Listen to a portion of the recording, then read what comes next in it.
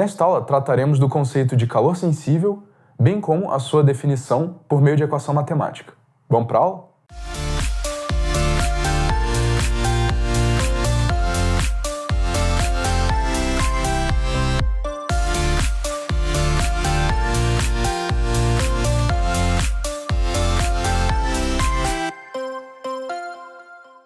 Na aula passada, discutimos o conceito de calor e como a gente pode usar o calor para definir a variação de energia de um sistema para outro e como a gente pode usar ele para medir temperaturas e facilidade de um corpo perder ou ganhar temperatura. Muito bem, na aula de hoje estudaremos um tipo de calor, ou seja, uma forma do calor se comportar, que chamaremos aqui de calor sensível. O calor sensível, basicamente, é um calor utilizado unicamente para variar a temperatura de um corpo ou meio. Como assim? O calor não é usado apenas para variar a temperatura, como veremos posteriormente. Porém, nesse caso, o calor que é utilizado apenas para variar a temperatura de um sistema ou objeto é chamado de calor sensível. Agora, como é que a gente pode quantificar matematicamente esse calor sensível? Ele é dado por essa equação, onde aparece a massa, o nosso calor específico, que como vimos na aula passada não depende da massa diretamente, e o ΔT, que é a variação de temperatura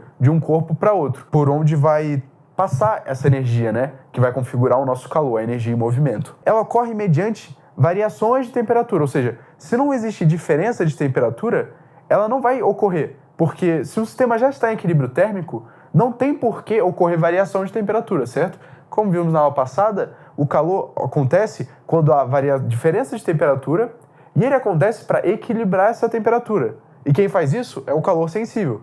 Ou seja, quando não tem diferença de temperatura, não tem por que ocorrer o calor sensível. Essa mudança de energia não tem por que acontecer, pensando de forma intuitiva. Agora, como é que essa transferência ocorre? Ela ocorre mediante interação de corpos.